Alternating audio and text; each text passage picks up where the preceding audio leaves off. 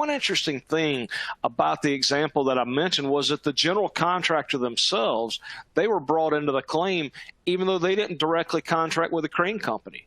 The general contractor was not a party to the rental agreement in this scenario. And what this illustrates is what can be a common misconception about crane operations involving cranes that are actually rented with an operator, in that the general contractor, they didn't think they'd have any liability. Because remember, their subcontractor had actually rented this crane. So when I mentioned the importance of reviewing the rental agreement earlier, I also mentioned that a contractor may have some obligations regardless of that rental agreement. For example, those that come with state or federal laws. So it is worth noting that there have been other cases where general contractors were brought into a claim due to inadequate ground conditions for the crane. And in these cases, the general contractor was brought in due to their failure to fulfill a safety obligation.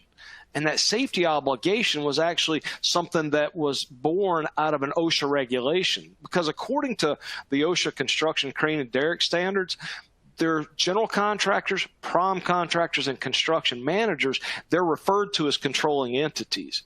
And the same standard states that the controlling entity is responsible for ensuring the ground conditions. Keywords: responsible for ensuring the ground conditions are adequate for crane operations.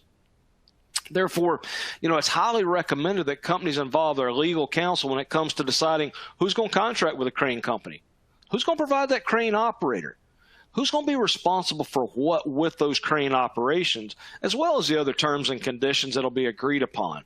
That way they can help ensure that all parties feel like that they've been protected in a way that's acceptable to them.